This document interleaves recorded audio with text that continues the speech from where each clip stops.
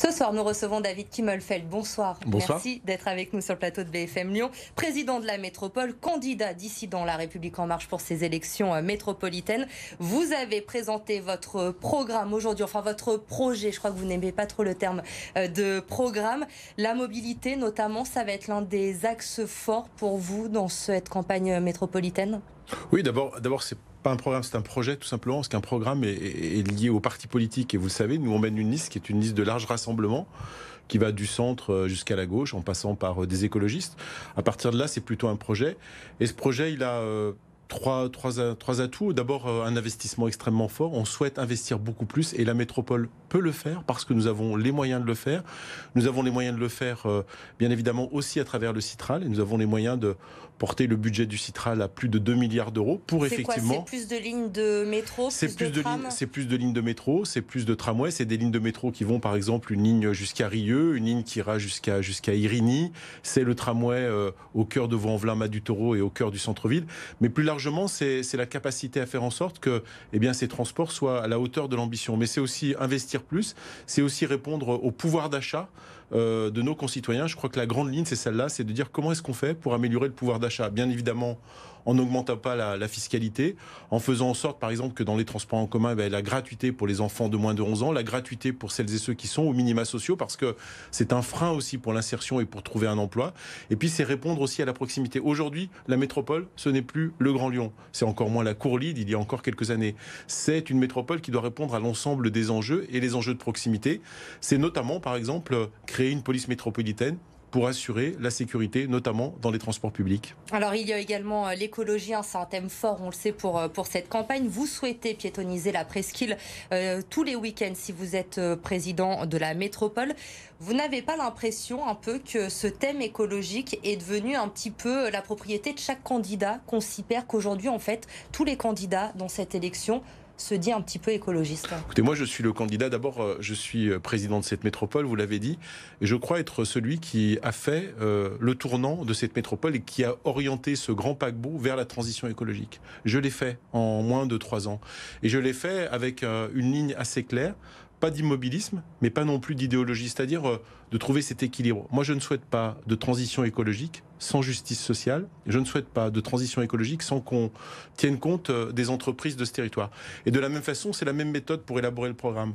Et bien, sur la piétonisation, on a fait des expérimentations, on a évalué. On est en capacité aujourd'hui, en lien étroit avec celles et ceux qui utilisent cette presqu'île, les habitants, les commerçants, de proposer quelque chose de très concret à travers la piétonisation. Vous avez parlé également aujourd'hui de démocratie participative, un point très important pour vous. C'est une vraie demande des citoyens, on l'a vu émerger notamment avec le mouvement des Gilets jaunes. Vous avez ressenti ce besoin des Lyonnais aujourd'hui d'avoir cette démocratie participative? On prépare ce projet depuis bientôt 1 an avec bien sûr 2 volets. Un volet de l'expérience que nous avons, un certain nombre d'entre nous, et je suis ce président qui a cette expérience de cette métropole, mais aussi la participation de nos concitoyens à l'élaboration de ce projet. Plus de 2000 propositions, on en a retenu 400, qui sont logiques, qui se tiennent les unes avec les autres. Et bien évidemment, pour continuer dans cette méthode, j'ai proposé que nous ayons, à partir du prochain mandat, donc dans quelques mois, d'abord un budget participatif, 5% du budget de la métropole, c'est 35 millions d'euros par an, pour porter des projets apportés et portés par nos citoyens. C'est aussi bien sûr que nos citoyens, à travers des signatures, 50 000 signatures, puissent porter un sujet au débat du Conseil de la métropole, tout ça aussi en lien avec les maires des différentes communes. Alors vous déclarez être la 3e voie de cette élection métropolitaine, entre un Gérard Collomb trop tourné vers l'entreprise et l'innovation et la science, des écologistes qui ne pensent selon vous qu'à travers le prisme de l'écologie. Mais pour le moment, on a l'impression que cette 3e voie, elle a quand même du mal à se faire entendre dans cette campagne des métropolitaines. Pour le moment, vous ne décollez pas trop dans les sondages, vous êtes en 4e position et Gérard Collomb est loin devant vous. Alors d'abord, c'est pas la 3e voie, c'est la voie de l'équilibre. L'équilibre entre l'immobilisme, incarné, vous l'avez dit, par Gérard Collomb, et l'idéologie qui consiste à tout lire par l'écologie. Nous souhaitons être dans l'équilibre, cet équilibre entre le désastre écologique qu'il faut corriger, mais aussi la justice sociale, ne jamais prendre une mesure qui vienne altérer, ma foi, la situation des plus fragiles. Mais c'est aussi faire attention à ce que les entreprises continuent à être des partenaires avec nous. Alors ensuite, est-ce que ça a du mal, est-ce que ça n'a pas du mal? On est rentré maintenant dans cette période, il reste un peu plus de 30 jours. Et c'est maintenant, d'ailleurs, vous l'avez dit, chacun y va de son projet, chacun propose son projet. Et moi, je souhaite que, bien sûr, les habitants de cette métropole jugent sur le projet que nous portons, avec l'expérience que j'ai comme président de la métropole, mais aussi avec cette capacité à faire en sorte, dès le lendemain de l'élection, de remettre en route cette métropole. Et j'en ai la capacité parce que j'en ai l'expérience. 13% d'intention de vote pour le moment, derrière donc Gérard Collomb, derrière les écologistes et derrière François-Noël Buffet, le candidat Les Républicains. Ça ne vous inquiète pas à 5 semaines des élections? Non, d'abord des sondages, vous savez, il y en a, il y en aura, et puis on verra bien sur les sondages. L'important, c'est plutôt la dynamique qui est créée, c'est la capacité que nous avons à être présents de partout pour faire connaître notre projet, pour faire connaître aussi les femmes et les hommes qui nous ont rejoints et qui vont travailler et qui travaillent avec nous.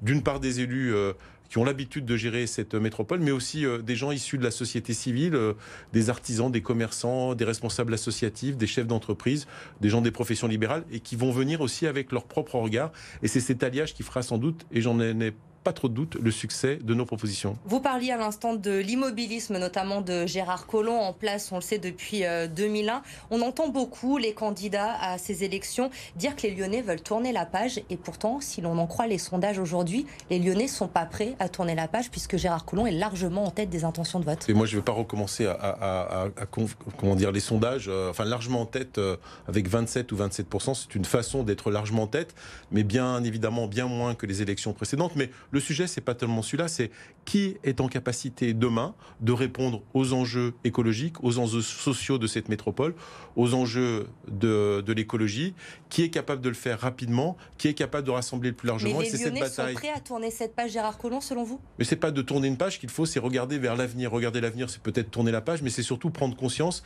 que nous devons avoir une vision à 10 ans, à 15 ans pour cette métropole. Une dernière question à vous poser, David Kimmelfeld. On va parler du Rhône Express également, qui s'est invité un petit peu dans cette campagne. On le sait, vous l'avez dit, vous ne vous en êtes pas caché. Vous voulez dénoncer le contrat avec Vinci. Gérard Collomb, là aussi, vous vous opposez avec lui, prône une médiation.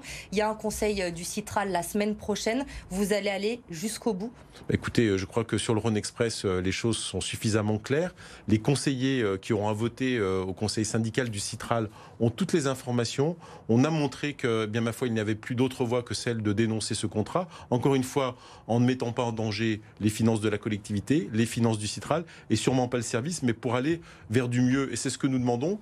Et donc, de dénoncer ce contrat, c'est certes, bien sûr, contredire les arguments de Vinci, mais c'est surtout préserver l'intérêt des Lyonnaises et des Lyonnais, des habitants de cette métropole et de la collectivité. Et c'est la mission que l'on doit avoir, et uniquement cette mission. Merci beaucoup, David Kimmelfeld, d'avoir été avec nous ce soir, président de la métropole et candidat dissident La République En Marche pour ces élections métropolitaines.